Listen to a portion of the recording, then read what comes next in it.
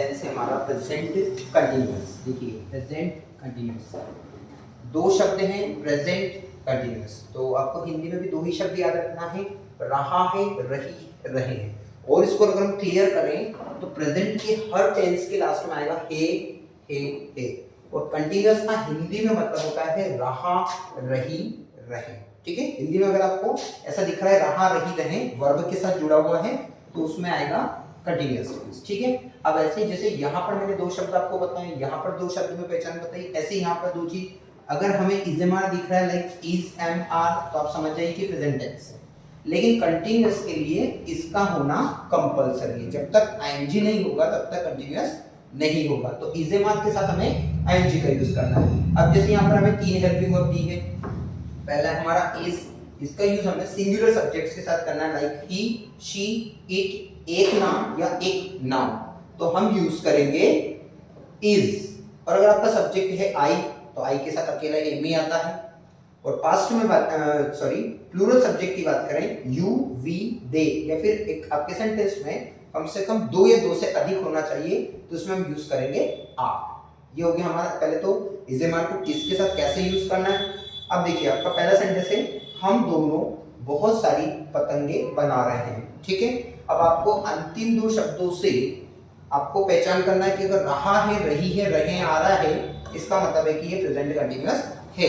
ठीक है, अब इसमें सब्जेक्ट जो है बना रहे, कौन बना रहे, हम दोनों। इसमें आपका सब्जेक्ट हो गया वी बोथ। अब वी मतलब बोथ यानी दो, अगर दो मतलब प्लूरल, तो प्लूरल के साथ क्या आ गया, सब्जेक्ट के बाद इजेमान में से एक लिखना है आर, फिर इसके बाद वर्ब की फर्स्ट फॉर्म में आईएनजी, जिससे हमें सेंटेंस में काम का पता चलता है। मैक यानी क्या होता है, बनाना। अब ध्यान रखिएगा किसी भी वर्ब में अगर ई आता है, जैसे हमारी मैक की स्पेलिंग क्या होती है, एम ए के ई, तो जब भी आपको आईएनजी लगाना है तो हर वर्ब में से आपको ई हटाना है और उसके बाद आईएनजी लगाएंगे, ये बन जाएगा मैकिंग। अब यहाँ पर एक नई और चीज आ रही है डिटरमिनेंट्स।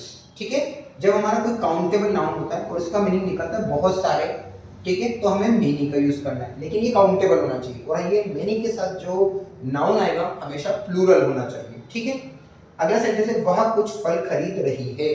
ठीक है, कौन खरीद रही है, वह, और वह के लिए क्या होता है हमारा शी, और शी कैसे सब्जेक्ट हो गया सिंगुलर। ठीक है, और सिंगुलर सब्जेक्ट के साथ हम यूज करते हैं इज।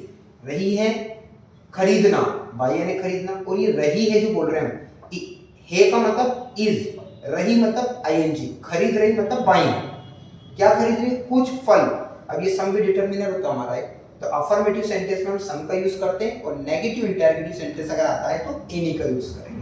ठीक है, अगला है वह लड़का उस पेड़ के नीचे खड़ा है। अब इसमें काम कंटिन्यू है, रहा रही नहीं आ रहा लेकिन कंटिन्यू है काम। वह लड़का, अब ये वह क्यों आया, क्योंकि हम उस लड़के के बारे में बात कर रहे हैं जिसके बारे में सामने वाले को और आपको पहले से पता हो। तो वह लड़का मतलब द बॉय, ये नोन थिंग है, मतलब जिसके बारे में पहले से पता हो, तो द बॉय। अब बॉय कितना है, एक, तो एक के साथ क्या जाता है इज। क्या कर रहा है, वो खड़ा है, तो ये वर्ब हो गई, खड़ा है स्टैंडिंग, है ना, उस पेड़ के नीचे।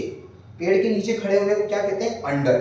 ठीक है, अंडर दैट। अब जब पेड़ एक ही हो और हमसे दूर हो, एक ही हो और हमसे दूर हो, तो उसके लिए हम यूज करते हैं दैट। और अगर इस पेड़ के नीचे मतलब वो पेड़ हमारे पास में है तो इसके लिए हम यूज करेंगे दिस।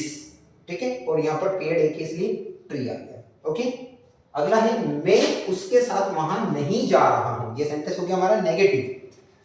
सब्जेक्ट कौन है, मैं, रहा हूं आ रहा लास्ट में आई, आई के साथ क्या हो गया एम, और नेगेटिव बनाने के लिए हम क्या करते हैं, हमेशा हेल्पिंग वर्ब के बाद हमें नॉट लगाना रहता है, तो sentence becomes negative. I am not, जा रहा हूं गोइंग, वहां मतलब देयर। अभी एक प्रीपोजिशन होता है हमारा, तो प्रीपोजिशन हमेशा हिंदी में पीछे आता है लेकिन इंग्लिश में आगे लिखना है। उसके साथ मतलब, साथ मतलब क्या होता है विद।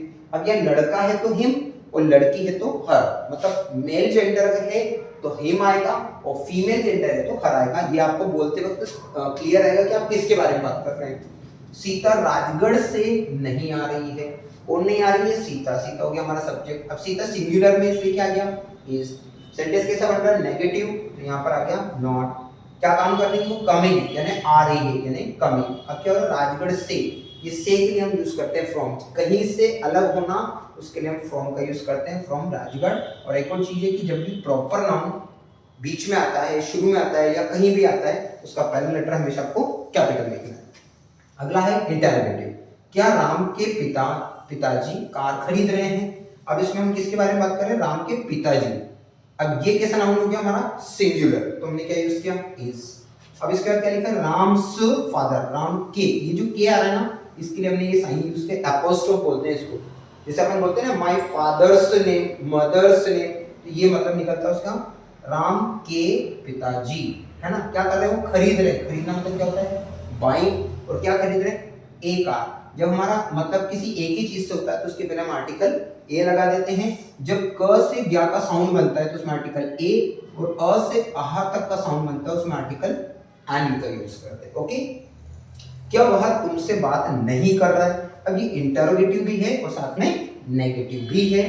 अब बात कौन नहीं कर रहा है, वह, अब ये है एक सिंगुलर, ठीक है, तो हमने क्या यूज किया, इज ही, साथ में नेगेटिव भी है। पहले भी बताया था मैंने आपको, मेन वर्ब के पहले हमेशा नॉट लगाना है अगर इंटरोगेटिव के साथ नेगेटिव हो तो इज ही नॉट। क्या कर रहा हूँ, बात करना, किसी कहते हैं टॉक, और उसमें रहा रही आ रहा है तो आईएनजी। और तुमसे, ये से के लिए क्या, ये दिशा दर्शा रहा है, किससे बात नहीं कर रहा है, टू यू, यानी तुमसे, इंटरोगेटिव नेगेटिव क्वेश्चन मार्क। अब अगला लास्ट है हमारा डब्ल्यूएच वर्ड, तुम सब क्या कर रहे हो। अब डिफरेंस देखना, ये क्या बीच में आ रहा है और ये क्या शुरू में आ रहा है, इसे कहते हैं यस नो क्वेश्चन और इसे कहते हैं डब्ल्यूएच वर्ड। जब डब्ल्यूएच वर्ड बीच में आता है तो हमें व्हाट लिखना है। जैसे तुम सब क्या कर रहे हो, तो व्हाट आर। अब यू ऑल यानी एक से ज्यादा है, यू बहुवचन होता है वैसे भी, इसके साथ आ गया हेल्पिंग वर्ब, हमेशा क्वेश्चन में सब्जेक्ट के पहले होना चाहिए। व्हाट आर यू ऑल, और करना होता है डू, और उसमें लग गया what are you doing. Okay, thank you.